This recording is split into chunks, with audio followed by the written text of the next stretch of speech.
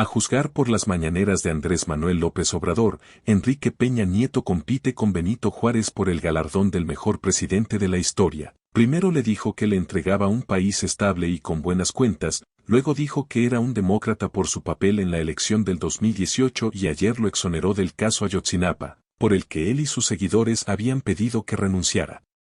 En 167 segundos, el presidente Andrés Manuel López Obrador demolió ayer el trabajo de 4 años para construir la versión alterna sobre la desaparición de los 43 normalistas de Ayotzinapa, y de manera sorprendente exoneró al presidente Enrique Peña Nieto y al entonces secretario de la Defensa, Salvador Cienfuegos, de cualquier responsabilidad sobre el crimen. En su intento por darle un cierre jurídico al caso, empató la verdad alterna con la que su gobierno quiso justificar un crimen de Estado, con la verdad histórica del peñismo, al llegar a la misma conclusión que su antecesor. Lo que pasó tuvo que ver con decisiones locales y la delincuencia. Esa fue la conclusión en la reunión en Los Pinos la mañana del 28 de septiembre de 2014, donde Peña Nieto y el Gabinete de Seguridad escucharon del Procurador General Jesús Murillo Caram, que lo que había sucedido la noche del 26 en Iguala había sido un pleito entre narcos, sugiriendo que la normal de Ayotzinapa estaba infiltrada por la banda criminal de los Rojos. Instantáneamente, la no intervención del gobierno de Peña Nieto se convirtió en un crimen de Estado. Parte de las galimatías políticas de López Obrador tienen que ver con esta descripción. Por cuestiones políticas e ideológicas la consigna es, fue el Estado, fue el ejército y de ahí no salimos, dijo, aunque olvidó que quienes sembraron esa idea fueron sus cercanos de entonces y ahora. Les puedo decir que, claro que fue el Estado, matizó. El Estado pudo en su momento aclarar las cosas y no fabricar mentiras, de eso no hay dudas, aunque hayan participado autoridades locales. Esta caracterización no aplica si tomamos la definición del crimen de Estado como los delitos cometidos por agentes del Estado o por paramilitares que actúan en complicidad o por tolerancia del Estado. Por lo que dijo ayer López Obrador, no fue el caso. Las autoridades que intervinieron en el crimen fueron municipales que estaban coludidas con Guerreros Unidos.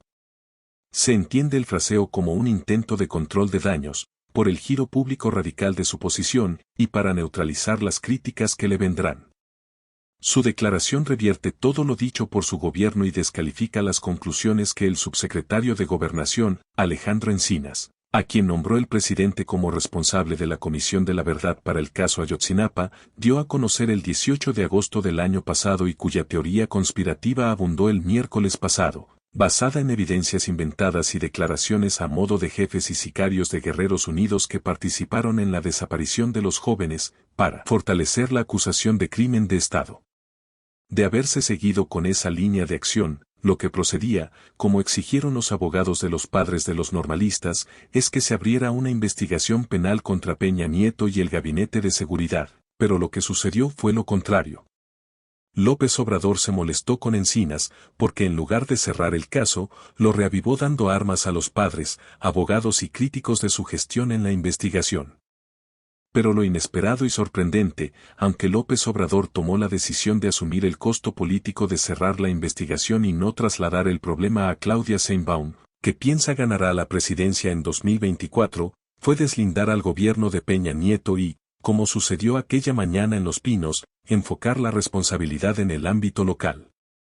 ¿Cuáles son las razones de ello? Se desconocen, pero en el fondo, las investigaciones de los dos gobiernos no difieren. Los normalistas fueron detenidos por policías municipales que se los entregaron a Guerreros Unidos, que a su vez los eliminaron.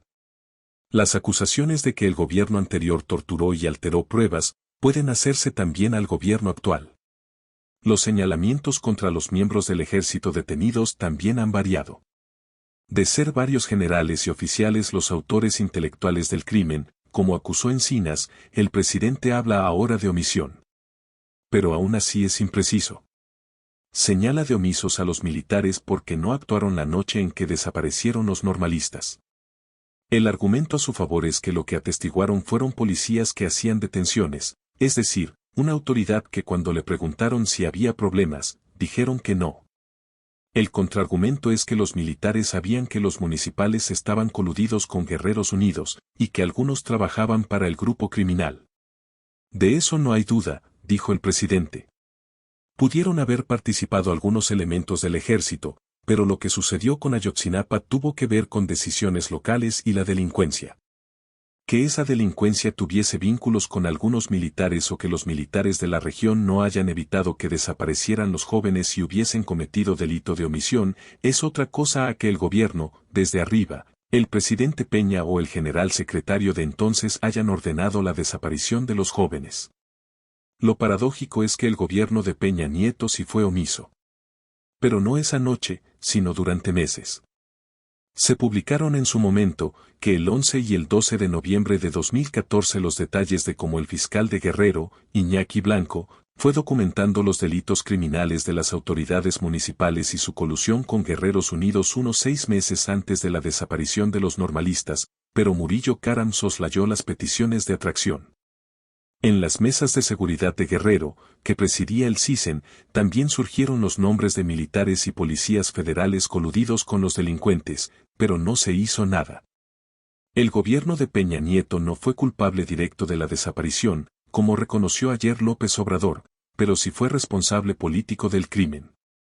No fue un crimen de Estado, pero la torpeza, prejuicios y espíritu vengativo con la que manejó su gobierno la investigación, está terminando con el perdón al expresidente, que no debía de ser, y con el cierre del caso Ayotzinapa, que cada vez tiene más abierta la puerta de la injusticia. Las encuestas de la semana, con el estado de la opinión general a propósito de los 5 años de gobierno de López Obrador y de las perspectivas para el 6º y último año de su periodo constitucional, describen a un presidente cindido entre un líder popular y un gobernante reprobado. En efecto, su cosecha quinquenal más publicitada se ha concentrado en la conservación de su popularidad, entre el 58 y el 59%. Es la ganancia bruta de la centralidad de sus empeños, a lo largo del sexenio, en el culto a su persona. A este ritual le consagra casi 3 horas diarias frente a las cámaras. Y dedica, además, buena parte del resto de su jornada, y la de sus secuaces, a preparar los temas y objetos de veneración propia, de descalificación de los demás y de distracción de los desastres cotidianos, a agitar al día siguiente en pantallas, audios, prensa, redes. Menos publicitadas, como las letras chiquitas de los contratos, aparecen, en los reportes demoscópicos, los déficits netos del quinquenio en la percepción pública. Y de aquel casi 60% que aprueba al personaje López Obrador, cuando responde a la pregunta sobre dicha aprobación en bruto, empiezan a desprenderse índices significativos de desaprobación neta, cuando los encuestados responden a las preguntas sobre la gestión de su gobierno en cada área de su responsabilidad. Y, así es como deviene desaprobación neta de la gestión del gobernante, la alta aprobación bruta de este líder, lograda gracias al cultivo de la devoción popular a su persona.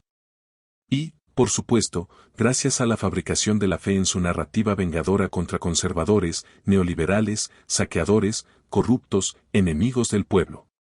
Con rústicos, pero vastos recursos propagandísticos regularmente apropiados para obtener efectos de corto plazo, en encuestas, elecciones, el presidente pretende alcanzar además el efecto de largo plazo de la trascendencia histórica. Ya se ve al lado de Hidalgo, Juárez, Madero, Cárdenas. Pero los efectos de la propaganda en encuestas y elecciones son por naturaleza pasajeros. Y los enfocados al culto a la personalidad son efímeros, volátiles. La trascendencia viene con una buena herencia.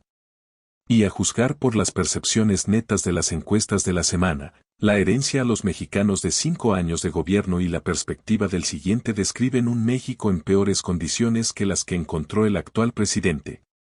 Menos seguridad, mucho peor educación y salud, un país más pobre e incluso más corrupto o con condiciones más propicias a la corrupción. Menos democrático, transparente y civil. No son muchas, pero sí muy poderosas las causas de tal deterioro. Para empezar, la obsesión de mostrarse como hombre fuerte, latinoamericano de décadas atrás, capaz de retar por retar a grupos de inversionistas y usuarios del servicio aéreo, mandó destruir el gran aeropuerto en construcción en Texcoco, cuyos altos costos financieros seguimos pagando. Luego, como líder de un movimiento con pretensiones de perpetuidad y necesidad de una incontrastable base electoral, dispuso de la más impresionante, masiva compra de votos, con el nombre de programas sociales. Sin una reforma fiscal capaz de financiar esa derrama de recursos, se optó por disponer de los presupuestos públicos, con el efecto de desmantelar los servicios de un incipiente estado de bienestar.